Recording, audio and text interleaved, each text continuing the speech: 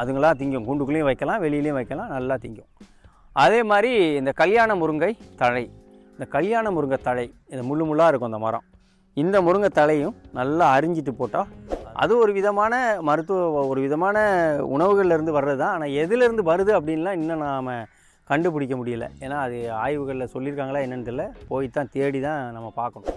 அது அழுகி போன பழங்களை கூட போடலாம். இப்போ பப்பாளி பழம்னா ஒரு பக்கம் அழுகி போயிடுச்சு, என்ன பண்ணலான்னு பார்த்தா அதே போடலாம் நம்ம. அதுக்கு அது போடும்போது அதெல்லாம் ஒன்றும் பாதிப்பு வராது. அதான் அந்த 1 மாத குஞ்சுகளுக்கு மேலே பண்ணணும். அதுக்கு சின்ன குஞ்சுகள் 1 வாரம் இருக்குது அப்படியெல்லாம் இருந்தால் போடக்கூடாது. இதில் வந்து அடை கோழிகளுக்கு போடலாமா, அடையில் இருக்க கோழிகளுக்கு போடலாமா, அந்த மாதிரிலாம் இருந்தால் எல்லாத்துக்குமே போடலாம். அடையில் இருக்கிறே தோழியர்களே வணக்கம். இன்றைக்கி நம்ம பார்க்க போகிறது வந்து இந்த கோழிகளுக்கு, கோழி குஞ்சுகளுக்கு குடல் புழு நீக்கம் எப்படி செய்கிறது, அது எதை பயன்படுத்தி குடல் புழு நீக்கம் பண்ணலாம் அப்படின்றத பற்றி நம்ம பேச போகிறோம்.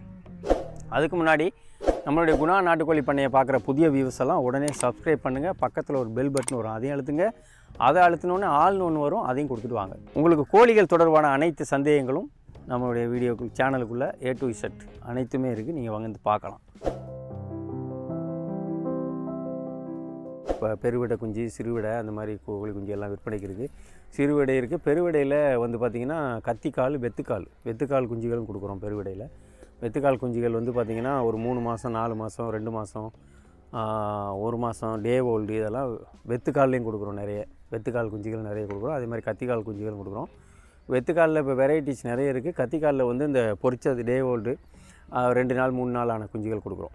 அதுதான் பற்றி அதெல்லாம் கொடுக்குறோம், இன்றைக்கி கொடுத்துட்ருக்கோம். சரி வாங்க அடுத்தபடியாக போகலாம், வீடியோக்குள்ளே போகலாம் வாங்க. இன்றைக்கி பார்க்க போகிற விஷயம் வந்து குடல் புழு நீக்கம். இந்த குடல் புழு நீக்கம் அப்படின்னா என்ன, அதுதான் டீவார்மிங் பண்ணுறது அப்படின்னு ஆங்கிலத்தில் சொல்லுவாங்க. அப்போ இந்த குடல் புழு நீக்கம் கோழிகளுக்கு எத்தனை வயசுலேருந்து பண்ணலாம், கோழி குஞ்சுகளுக்கு எப்போ இருந்து பண்ணலாம்? 2 மாதத்துக்கு அப்புறம் தான் குடல் புழு நீக்கம் பண்ணணும். அதுக்கு முன்னாடி பண்ண தேவையில்ல. ஒருவேளை அதிகமாக இருக்குது, அப்படி புழு இருக்குது கோழி குஞ்சுகளுக்கு தெரியுதுன்னா, நீங்கள் அந்த 1 மாதத்துக்குள்ளேயே தெரியுது அப்படின்னு சொன்னால் நீங்கள் அதுக்கு நான் சொல்கிறத நீங்கள் பண்ணிவிட்டு வாங்க. இப்போ பெரிய கோழியாக இருந்தாலும் குஞ்சு கோழியாக இருந்தாலும் இயற்கை முறையில் நம்ம சொல்லுவோம். முதல்ல பப்பாளி இருக்குது பார்த்தீங்களா, பப்பாளி பழம் நல்லா பழுத்த பழம், அதாவது அழுகி போயிருந்தால் கூட பரவாயில்ல, இதை வந்து நல்லா வெட்டி காலையிலேயே ஒரு 6 மணிக்கு கூண்டை திறந்து விட்றீங்க, வெளியில் மேய போகுது அல்லது அடைச்சே வச்சுருக்கீங்க அப்படின்னா 6 மணிக்கு நீங்கள் எழுந்த உடனே அதை வெட்டி, அந்த பப்பாளி பழத்தை வெட்டி உள்ளே வச்சுருங்க. கூண்டுக்குள்ள இருந்தால் உள்ளே வைங்க, வெளியில் இருந்தால் வெளியில் வைங்க. அது காலையிலேயே பசியோடு இருக்கும், ஓடி வந்து நல்லா திங்கும் அந்த பப்பாளி பழத்தை. அதே மாதிரி வெண்பூசணி, இதை வந்து நீங்கள் வெட்டி வைக்கலாம், அதையும் கொஞ்ச நேரத்தில் தின்றும், அதுங்களா திங்கும். கூண்டுக்குள்ளேயும் வைக்கலாம், வெளியிலையும் வைக்கலாம், நல்லா திங்கும்.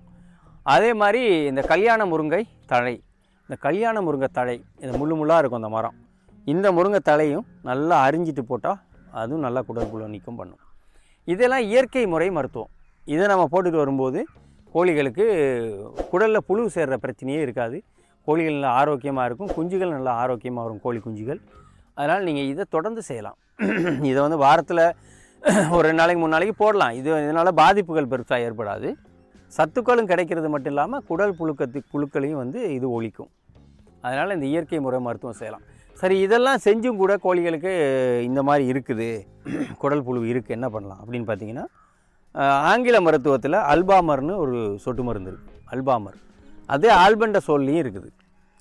இதை வாங்கிட்டு வந்து சின்ன குஞ்சுகளாக இருந்தால் 0.2 ml, அதாவது 1 மாத குஞ்சாக இருந்தால் 0.2, 1 மாத குஞ்சுக்கு இருந்தால் போடலாம், இல்லாட்டி தேவையில்லை. அதுக்கு மேலே 2 மாதம் 3 மாதம் இருக்குன்னா 0.3 ml போடலாம். 1 கிலோ அந்த மாதிரி வெயிட்லாம் இருக்குன்னா அரை ml போடலாம். இப்போ 2 கிலோ 3 கிலோலாம் இருக்குது அப்படின்னு சொன்னால் 1 ml போடலாம். காலையிலேயே வாய்க்குள்ளே போட்டுடணும்.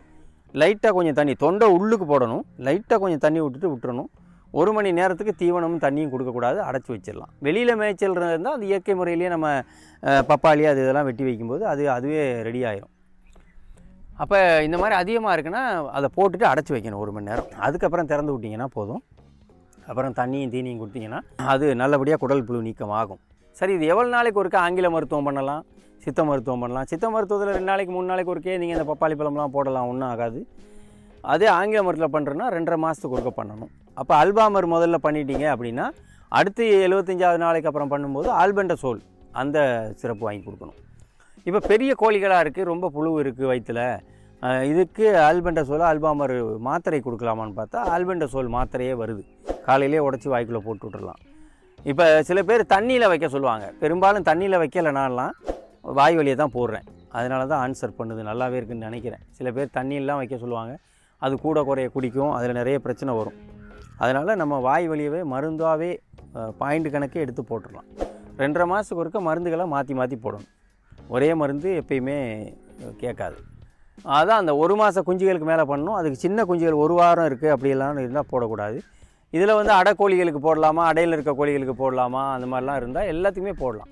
அடையில் இருக்கிறதுக்கு போடலாம், நோய்வாய்ப்பட்டிருந்தால் போடலாம். இப்போ நீங்கள் R2B இன்ஜெக்ஷன் போட போகிறீங்க, 3 மாதம் கடந்துருச்சு, R2B இன்ஜெக்ஷன் போட போகிறீங்கன்னா ஒரு 4 நாளைக்கு முன்னாடி இந்த அல்பாமரோ ஆல்பெண்டசோலோ குடல் புழு நீக்க மருந்து கொடுத்துட்டு ஒரு 4 நாளைக்கு அப்புறமா நீங்கள் அல்பாமரை இந்த R2B இன்ஜெக்ஷனோ RDVK இன்ஜெக்ஷனோ 2ல் 1. RDVK கவர்மெண்ட்டில் போடுறது, R2Bன்னு நம்ம கடையில் வாங்கி போடுறது. இதை வந்து அதுக்கப்புறம் ஒரு 4 நாளைக்கு அப்புறம் நீங்கள் போடும்போது குடலில் புழு இல்லாமல் இருந்துச்சுன்னு சொன்னால் அந்த மருந்து வந்து நல்லா வேலை செய்யும் அப்படின்னு சொல்லுவாங்க. அதனால் நீங்கள் அதை பயன்படுத்தலாம். இப்போ R2B இன்ஜெக்ஷன் நீங்கள் வாங்கிட்டு வந்து போடுறீங்கன்னா அந்த பாட்டிலுக்குள்ளேயே ஒரு லேபிள் இருக்கும், ஒரு பேப்பர் எழுதியிருப்பாங்கல்ல எப்படி இந்த வழிமுறை போடுறதுன்னு. அதை நீங்கள் படித்து பார்த்துட்டு, இல்லை படிக்க தெரியலைன்னா படிக்க தெரிஞ்சவங்கள்ட்ட கொடுத்து படித்து பார்த்துட்டு அதை போடுறது இன்னும் சிறப்பு. அதிலே போட்டிருப்பான் டோஸ் எவ்வளோ போடுறது அப்படின்னு. இப்போ பெரிய கோழிலாம் 2 கிலோ கோழி இருக்குது, 3 கிலோ கோழி இருக்குன்னா 1 ml போடலாம் R2B. 2 கிலோ 1.5 கிலோக்கு மேலே இருந்தாலே 1 ml போடலாம் ரெக்கையில். அது கீழே இருக்குன்னா 1/2 ml தான் போடணும். அப்போ இதை நீங்கள் படித்து பார்த்தாலும் நீங்கள் புரிஞ்சுக்கலாம் எவ்வளோ போடுறதுன்னு அதில் போட்டிருப்பாங்க. அதை மாதிரி நீங்கள் பயன்படுத்தலாம். அப்போ இந்த குடல் புழு நீக்கம் அப்படின்றது பார்த்திங்கன்னா இயற்கை முறையில் இந்த மாதிரி தான் பண்ணுறது. இதில் வந்து இந்த கல்யாண முருங்கை தலையெல்லாம் டெய்லி ஒரு தீவனமாகவே பசும் தீவனமாகவே நம்ம அறிஞ்சறிஞ்சு போடும்போது கோழிகள் நல்லா எடுக்கும் அதை. அதனால் குடல் புழு நீக்கமாக ஆகும். அது குஞ்சுகளுக்கே போடலாம். இப்போ கல்யாண முருங்கை தலையெல்லாம் எடுத்துக்கிட்டிங்கன்னா பப்பாளி பழமோ கல்யாண முருங்கை தலை வெண்பூசணியெல்லாம் அந்த 1 மாதத்துக்கு உள்ளது குஞ்சுகளும் திங்கலாம். அதுங்க இயற்கையாக அது திங்கிறதுனால அது பாதிப்பு வராது. அது அழுகி போன பழங்களை கூட போடலாம். இப்போ பப்பாளி பழம்னா ஒரு பக்கம் அழுகி போயிடுச்சு, என்ன பண்ணலான்னு பார்த்தா அதே போடலாம் நம்ம. அதுக்கு அது போடும்போது அதெல்லாம் ஒன்றும் பாதிப்பு வராது.